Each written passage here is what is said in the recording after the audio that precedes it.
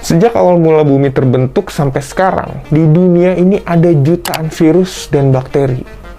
Nah, yang jadi masalah, ada begitu banyak virus dan bakteri zaman purba yang masih belum teridentifikasi sampai sekarang. Virus dan bakteri tersebut sejak lama terkubur di dalam es. Para ilmuwan khawatir gimana kalau virus zaman purba itu muncul kembali akibat pemanasan global.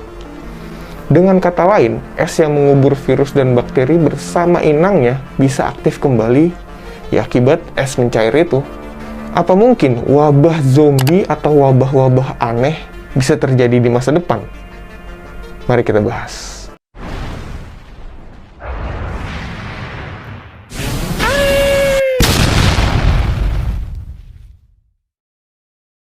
Disclaimer, gue bukan ahli biologi, arkeolog, atau semacamnya. Cuma mas-mas biasa yang penasaran aja sih sama topik ini. Terus riset-riset kecil di internet. Ya, sesuai kontennya, lempar topik, lempar aja dulu. Kalau ada info yang salah bisa lu sangkal dan tambahin di komen, biar ada diskusinya gitu. Kalau lu mau dapet info yang lebih mendalam, lu bisa baca jurnal, buku, atau lu tanya sama ahlinya. Oke, saat ini berbagai virus dan bakteri purba yang masih belum teridentifikasi tertimbun di permafrost. Apa sih permafrost itu? Permafrost adalah lapisan tanah yang terdiri dari es dengan suhu di bawah 0 derajat Celcius selama beberapa tahun. Ya, bisa dibilang permafrost nih lapisan tanah beku lah. Permafrost biasanya terletak di lintang tinggi, yaitu dekat kutub utara dan selatan. Biasanya terbentuk di iklim dengan suhu udara rata-rata tahunan kurang dari titik beku air. Makanya kalau lu lihat di film-film Hollywood, banyak nih ilmuwan-ilmuwan ke daerah es buat ngambil atau neliti bakteri asing. Ada pertanyaan, emangnya bakteri atau virus purba itu masih hidup di dalam es?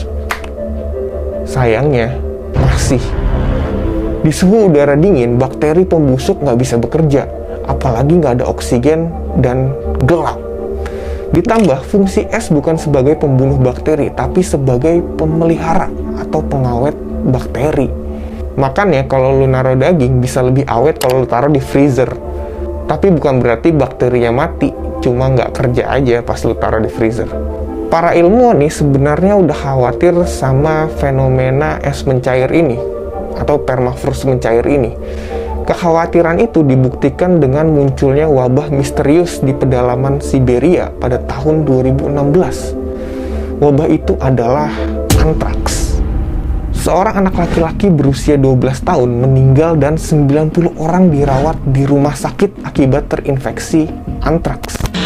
An outbreak of anthrax in Siberia has been blamed on a heat wave, melting infected reindeer carcasses that were frozen in the tundra. A 12-year-old boy has died in hospital. Setelah diteliti, ternyata virus ini berasal dari bangkai rusa kutub yang mati 75 tahun lalu akibat wabah antraks.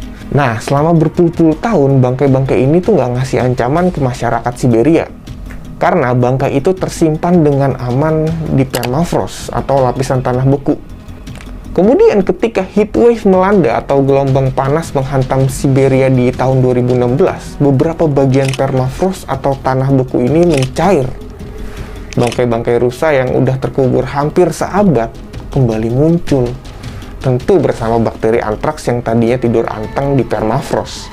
Akibat peristiwa ini, 2000 lebih rusa di Siberia terinfeksi antraks akibat memakan rumput di wilayah yang terekspos bakteri antraks tersebut. Akamsi Siberia atau warga lokalnya kemudian memakan daging rusa yang terinfeksi sehingga ikut tertular antraks. Pemerintah Rusia langsung mengambil tindakan dengan membakar 2000 rusa untuk menahan penularan wabah antraks ini. Pertanyaan lanjutannya, apakah cuma wabah antraks yang tersimpan di permafrost atau tanah beku? Sayangnya menurut para ilmuwan tidak. Ada ribuan bahkan lebih mikroorganisme yang belum diketahui sampai sekarang di lapisan permafrost. Apa sih yang menyebabkan wabah antraks ini menyebar? Ternyata penyebab wabah antraks ini menyebar karena rusa yang terkubur tuh baru berusia 75 tahun. Jadi Bangkai rusa tersebut masih terkubur di permukaan atas permafrost, makanya lebih mudah muncul akibat gelombang panas. Tapi sekarang pemanasan global atau perubahan iklim secara bertahap memanaskan lapisan permafrost yang lebih tua. Nah, lu bayangin deh, gimana kalau bakteri-bakteri atau virus purba yang terkubur di bagian lebih dalam di permafrost ini muncul akibat pemanasan global. Soalnya kejadian semacam antraks ini nggak cuma sekali terjadi. Ilmuwan juga menemukan fragmen RNA flu Spanyol pada mayat di kuburan massal Alaska. Belum lagi wabah smallpox di Siberia yang menewaskan 40% populasi di kota tersebut. Jenazah mereka dulu dikubur di bawah lapisan paling atas permafrost di tepi sungai Colima. Di tahun 2005, ilmuwan NASA berhasil menghidupkan kembali bakteri Carnobacterium pleistocenium di kolam beku Alaska yang berusia 32.000 tahun. Lu bayangin, 32.000 tahun bakterinya itu masih hidup. Bakteri ini diperkirakan ada sejak zaman Pleistocene, zaman mamut masih hidup. Kemudian ada juga penemuan mumi gadis Inka berusia 500 tahun yang ditemukan di permafrost dengan menyisakan bakteri yang menginfeksi paru-parunya. Bakteri ini mirip penyakit TBC. Dilansir dari Daily Mail, gadis Inka ini tewas saat ritual pengorbanan 500 tahun yang lalu. Saat itu, ia juga sedang terinfeksi paru-paru. Dalam sebuah studi tahun 2014, tim yang dipimpin oleh Clefri dari French National Research Center menghidupkan kembali dua virus yang terjebak di lapisan es Siberia selama 30.000 tahun. Keduanya adalah virus raksasa. Begitu kedua virus itu dihidupkan kembali, virus itu dengan cepat menular. Untungnya, virus ini hanya menginfeksi amuba bersel tunggal. Namun, penelitian tersebut menunjukkan bahwa virus lain yang dapat menginfeksi manusia bisa dihidupkan kembali dengan cara yang sama. Bayangin deh, kalau virus atau bakteri aneh itu sesuai penggambaran imajinasi para pembuat novel atau film, yaitu wabah zombie atau wabah aneh lainnya. Tapi emang kemungkinan hayalan zombie apokalips itu bisa terjadi, walau mungkin nggak plek-plekan ya, sama kayak di film-film. Yang jelas kalau itu terjadi, dunia bakal mengalami kekacauan. Gila, kayak di film-film Hollywood, ilmu pengetahuan atau sains kalau ada di tangan yang salah, bisa super berbahaya. Kalau virus dan bakteri jadi senjata biologisnya mereka. Tapi itu kan cuma di film ya, dan konspirasi-konspirasi belaka. Semoga wabah zombie atau wabah aneh nggak bakalan ada, nggak bakalan terjadi di bumi ini. Tapi munculnya penyakit antraks dan yang sedang kita hadapi saat ini, COVID-19, menjadi alarm manusia untuk lebih aware sama kondisi bumi.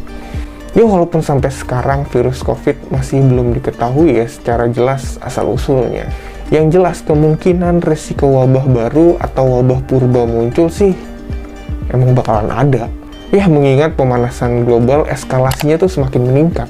Jadinya lapisan permafrost yang bakal mencair semakin tebal dan dalam. Hasilnya virus dan bakteri tua yang bakalan muncul gara-gara permafrost yang semakin meleleh dan semakin panas akibat pemanasan global itu.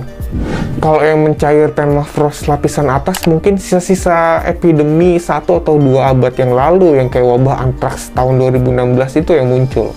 Tapi kalau lapisan berikutnya nih, lapisan-lapisan selanjutnya itu akan membawa kita pada virus atau bakteri zaman ribuan atau puluhan ribu tahun yang lalu. Artinya semakin asing kita terhadap virus atau bakteri tersebut, maka semakin kecil kemungkinan kita memiliki antibodinya. Ya intinya perubahan iklim tuh menimbulkan malapetaka multidimensi. Sebagai contoh, baru beberapa minggu belakangan kita melihat heat wave di beberapa negara Eropa yang membakar hutan di sana. Kemudian ada banjir besar di Eropa dan Cina beserta badainya. Kalau the tagline climate change is real, emang real. Katanya eksploitasi hutan, eksploitasi sumber daya alam jadi penyebab terbesarnya hal ini terjadi. Ya memang, dan itu juga real. Ya udah segitu aja dari gua. Kalau ada misinformasi, mohon maaf. bisa lu sangkal dan tambahin di kolom komen di bawah. Ciao!